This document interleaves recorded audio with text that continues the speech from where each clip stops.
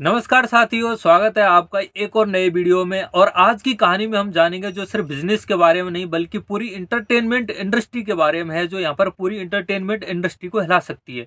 और दोस्तों, ये कहानी है यहाँ पर नेटफ्लिक्स और वार्नर ब्रोस के बीच की।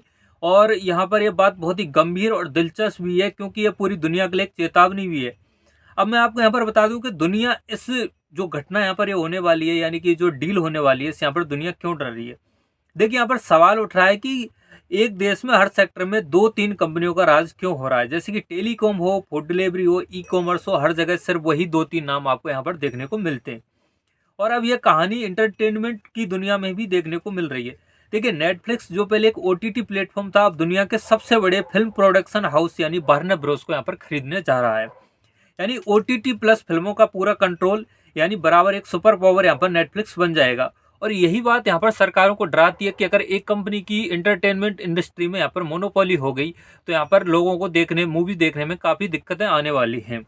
देखिए, वार्नर ब्रोस कोई छोटी मोटी कंपनी तो है नहीं।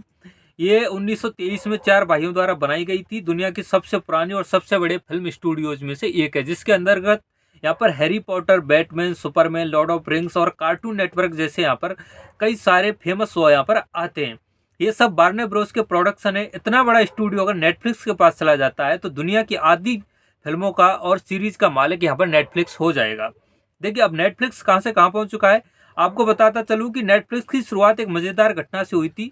यानी इसके जो सीईओ हैं रीड हेस्टिंग्स, वो एक बार क्या है कि मूवी देखने के लिए एक डीवीडी लेकर आए थे, और डीवीडी जब वापस करने गए तो कुछ दिन उनको वापस करने में लग जाते हैं। तो लेट होने के कारण उस डीवीडी के लिए उनको $40 का यहाँ पर फाइन देना पड़ता है। तो यहीं से रीड हेस्टिंग्स के दिमाग में एक आइडिया आता है कि क्यों ना एक ऐसा बिजनेस शुरू किया जाए जिसमें लोगों को यहाँ पर डीवीडी किराए पर दी जाए, यानी उनको वापस जुर्माना नहीं देना पड़े, वो 1 महीने के लिए लें और 1 महीने का यहाँ पर सब्सक्रिप्शन दे सकते हैं।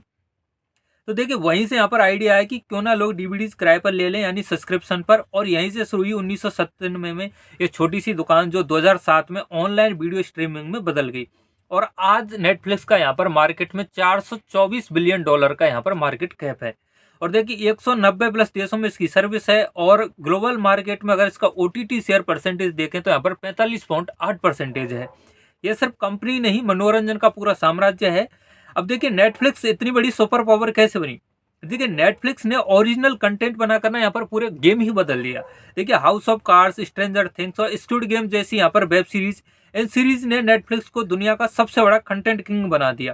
फिर उन्होंने बिंज वॉचिंग ट्रेंड यहाँ पर नेटफ्लिक्स लेकर आई, यानी एक बार आप देखते ही चले जाते हैं यहाँ पर और आपका मन यहाँ पर भरता नहीं है, लेकिन आप लगातार यहाँ पर वेब सीरीज देखते रहते हैं। और इसके बाद यहाँ पर नेटफ्लिक्स एक ऑप्शन लेकर आया था कि अगर आपकी फैमिली में से किसी ने नेटफ्लिक्स ले रखा है तो एक ही बंदे की आईडी से आप कई सारे लोग यहाँ पर नेटफ्लिक्स देख सकते थे। लेकिन कुछ समय बाद नेटफ्लिक्स ने क्या किया कि पासवर्ड शेयरिंग वाला ऑप्शन है यहाँ पर बंद कर दिया। इससे लोगों को काफ़ी दिक्कतें हुई थी। तो देखिए, यही होता है, जैसे जैसे कंपनी यहाँ पर बड़ी होती जाती है, मार्केट में अपनी मोनोपोली क्रिएट करती है, तो धीरे धीरे यहाँ पर वो यूजर्स को टाइट करना शुरू कर देती है। अब देखिए, भारत में लेकिन नेटफ्लिक्स का इतना रोल नहीं है, क्योंकि नेटफ्लिक्स के प्लान यहाँ पर बहुत महंगे हैं, इसलिए नेटफ्लिक्स का परसेंटेज भारत में बहुत कम है। लेकिन फिर भी अगर नेटफ्लिक्स यहाँ पर वार्नर ब्रदर्स को खरीद लेती है तो एक तरीके से बहुत बड़ा धमाका माना जाएगा। तो देखिए, दोनों कंपनियां यहाँ पर अमेरिका की हैं, इसलिए यहाँ पर अमेरिकी राष्ट्रपति डोनाल्ड ट्रंप को बीच में आना ही था। जाहिर सी बात है, वो कहीं भी बीच में कूद पड़ते हैं। तो उन्होंने यहाँ पर नेटफ्लिक्स से कहा है कि भाई, ये डील जो नेटफ्लिक्स वालों तुम कर रहे हो, ये डील मैं ऐसे नहीं होने दूंगा। इस डील को तुम्हारी को सरकारी जांच के घेरे में रखा जाएगा। यानी उनको भी डर है कि कल को अगर यहाँ पर नेटफ्लिक्स वार्नर ब्रोस को खरीद लेता है तो नेटफ्लिक्स का पूरे मार्केट पर एकाधिकार स्थापित हो जाएगा। और इसकी वजह से यहाँ पर मूवीज इंडस्ट्री यानी फिल्म इंडस्ट्री को काफ़ी प्रॉब्लम्स आने वाली हैं। अब देखिए, इसमें चिंता है कि कौन कौन सी बातें यहाँ पर ये नेटफ्लिक्स यहाँ पर मार्केट में मोनोपोली क्रिएट कर सकती है। नेटफ्लिक्स अकेले फिल्मों की कीमत तय करेगा, यानी कौन सी फिल्म कहाँ रिलीज होगी और इस फिल्म में कौन सा हीरो होगा, कौन विलन होगा, ये सारी चीज़ें यहाँ पर नेटफ्लिक्स तय करेगा। ठीक है, प्रोडक्शन हाउस यहाँ पर खत्म होने लगेंगे। ओटीटी का पूरा कंट्रोल एक कंपनी के हाथ में होगा।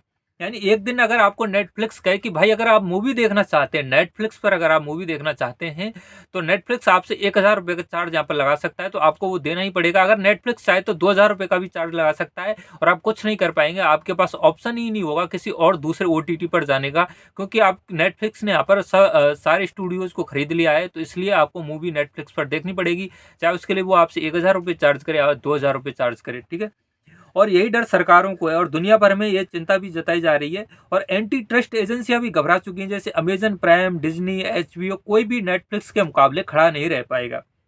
भारत में ऐसी मोनोपोलीज हमने पहले भी देखी है। जैसे कि आपको बता दूं, एविएशन सेक्टर में यहाँ पर इंडिगो का 60% यहाँ पर मार्केट कैप है। और हाल ही के दौरान जो घटनाएं हुई, आपको पता है कि इंडिगो की हजारों फ्लाइट कैंसिल हो चुकी हैं और यहाँ पर बहुत सारे यहाँ पर यूजर्स परेशान हो रहे हैं। लेकिन उनके पास विकल्प नहीं है, क्योंकि अधिकतर फ्लाइटें यहाँ पर इंडिया में इंडिगो ही उड़ाता है, तो उनके पास कोई ऑप्शन नहीं बचा इसके बाद। तो ये मोनोपोली एक तरीके से यहाँ पर अल्टीमेटली यहाँ पर कस्टमर को बहुत ही यहाँ पर प्रभावित करती है। अब देखिए, ये तो इंडिगो की बात हो गई। ऐसे ही ब्लिंकिट का है, स्विगी, जोमेटो और जियो एयरटेल, यानी भारत के नेटवर्क क्षेत्र में अगर आप देखें तो यहाँ पर जियो और एयरटेल दो ही मेजर कंपनी यहाँ पर बची हैं। बाकी कंपनियां तो यहाँ पर मुश्किल से सर्वाइव कर पा रही हैं। यानी कि अब ये कंपनी अगर दाम बढ़ाने लगे तो यूजर के पास कोई ऑप्शन नहीं रहेगा कहीं अदर कोई और दूसरी कंपनी चुनने का। चाहे ये कंपनी कितने ही दाम बढ़ा लें, आपको इन दोनों का ही सिम लेना पड़ेगा। तो इसे यहाँ पर मोनोपोली या डुओपोली भी कहते हैं। तो दोस्तों, आज की कहानी सिर्फ एक डील की नहीं है, ये चेतावनी है दुनिया को कि अगर इतनी बड़ी डील नेटफ्लिक्स वार्नर ब्रोस के साथ कर लेता है तो आने वाले समय में मूवी देखना आपके लिए बहुत महंगा साबित हो सकता है। अब देखिए, जब एक कंपनी का मार्केट पर पूरा एकाधिकार हो जाता है तो जनता के हाथ से विकल्प खत्म होने लगते हैं। देखिए, नेटफ्लिक्स ने अपनी मेहनत से साम्राज्य खड़ा किया है, ऐसा हम सभी मानते हैं, लेकिन वार्नर ब्रोस को खरीदना दुनिया के बाजार के लिए यहाँ पर ये खतरा बन सकता है। और यही सवाल अमेरिकी राष्ट्रपति भी पूछ रहे हैं। उम्मीद है साथियों, ये जानकारी आपको पसंद आई होगी।